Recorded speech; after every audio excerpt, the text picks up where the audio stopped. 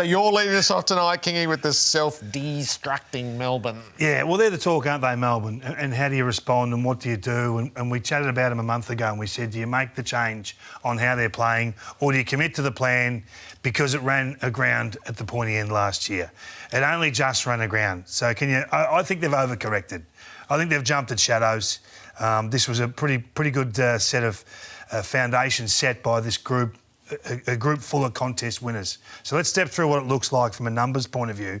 Their contest game in 2023 plus 10 doesn't read like much, but they're involved in the third highest contest games week on week. So if you played Melbourne, come ready for war because that's what you're going to play. Now they're involved in a mid-table, I think it's 12th in the competition for contests. So you're playing an uncontested game through their design because they want to try and move the ball, take it off the line, try and be a more more fluent and scoring team.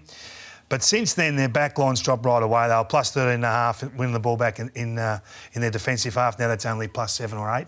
So that's a big drop. And their forward line, well, we've talked about that a lot. It was just below break even last year. Now it's down to minus 10, third worst in the comp. So they've lost everywhere.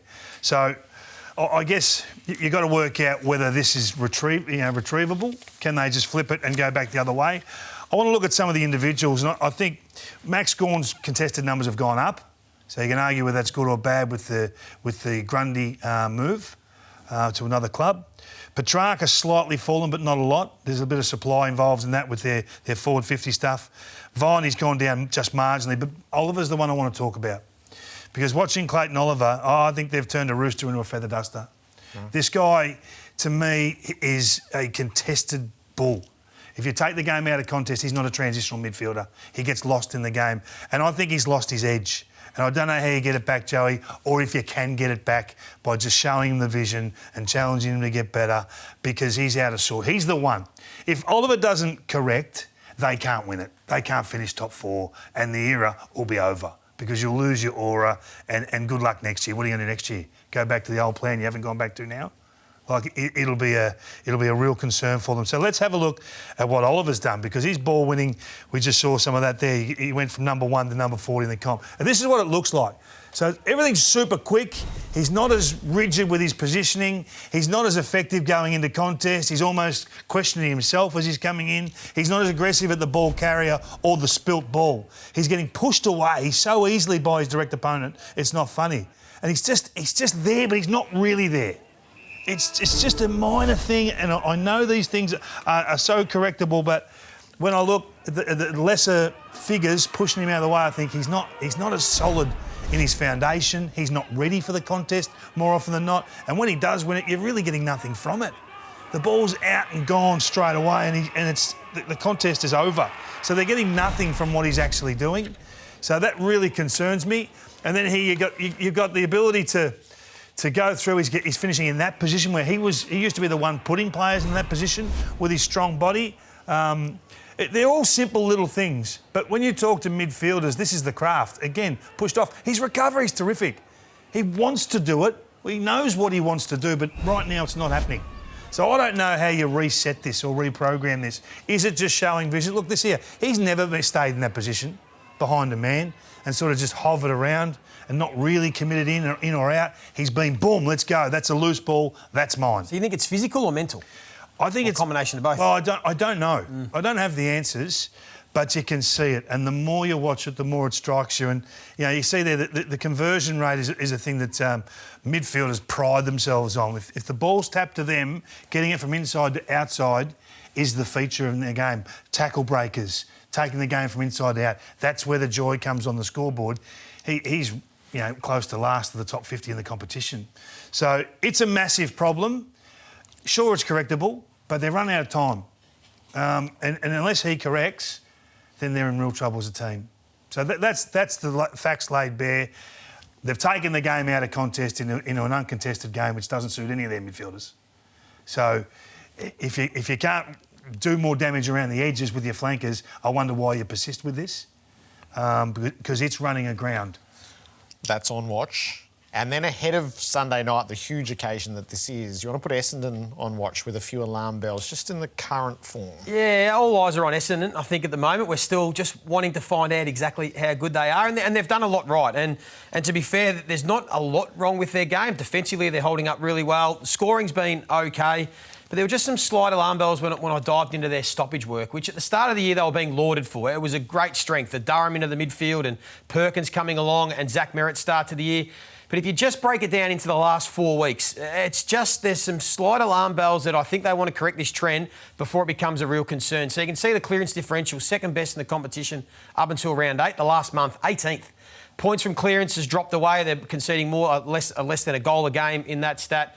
And why? Their first possession. So Kingy just touched on it. The conversion rate, the ability to be clean and get it from the inside to outside. They were the best team in the competition the first 8 weeks doing that. They're now third worst. So you just thought, OK, well, where are the players? So we take a look at those players that are involved in that. And it's interesting, Jake Stringer was the man. So at the start of the year, in the first 8 rounds, 94% of the time he won first possession, it turned into a clearance. The best in the competition. It's Liberatore over the course of the year at 90%, to give you some context. And you can just see the other names there that were doing a really good job and how much they have dropped away with their conversion from first possession into clearance. So hopefully it's something that they can address now and rectify, because they're still getting the wins.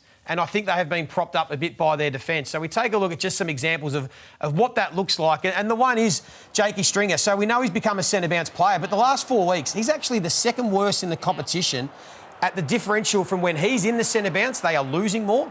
When he's not in there, Essendon are in fact winning more.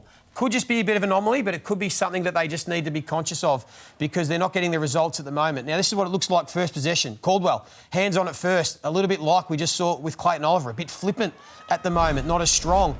You know, are the new holding the ball rules something that they've just been a little bit conscious of, particularly on the weekend? You know, Jake Stringer, he's normally better than that. He's normally running through and taking possession. Again, just coughing the ball up. And they're sort of now losing a bit of their edge, and they're putting their defence under pressure. So this is just one more clip. Look how many times they had the opportunity to win the clearance. Hands on at first. That's the third time. Fourth time. Here's Durham, who's been terrific, but just slightly down. Fifth, sixth. So 7 occasions they had the chance to win first possession. They get out-hunted, they get out-worked, and they're just putting a defence, as I touched on, that's actually been really good under a bit of pressure. So against Carlton this week, who we know are a clearance beasts and some big balls, I just want to put it on the radar. So they're the player ratings of all those mids that had terrific starts to the year. They've all just dropped away slightly. Nothing dramatic. They're not certainly out of form, and there's nothing to be overly concerned about. But you need your midfield. Any great team this season, you need your midfield up and firing. So hopefully they can just rectify that before it becomes an even bigger trend, because it's just something they want to be conscious of. And so you look at the last 4 weeks in the coaches' votes, the top 6 have been Ridley, Wright, Martin, Langford, Redmond and Guelphy, both defenders and forwards, not one mid. So they've just haven't had as much impact. They've had the wins, but they've got to be conscious of it. You've spent a bit of time on I've had a look at it. Yeah, I've looked at it tomorrow, how they're going to use Durham. Is it going to be Cripps or Walsh? There's one thing about Essendon. They're a better midfield group when they tag against going head-to-head. They went a little bit of head-to-head with Richmond, a little bit of head-to-head with North Melbourne. Yep. We don't have to tag.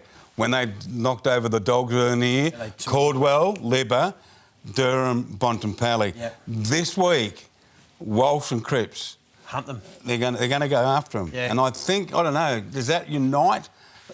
Gives it more attitudinal change for the entire group? I think so. I think they started the year as the hunter and then became a bit hunted. I mean, Rowell and Anderson were best on ground. Davies Uniacke played really well in the Kangas game, so maybe just hunt. Can you get ahead of yourself? And a little bit. Not go head-to-head with them. We're going really well here. Most weeks, Robbo.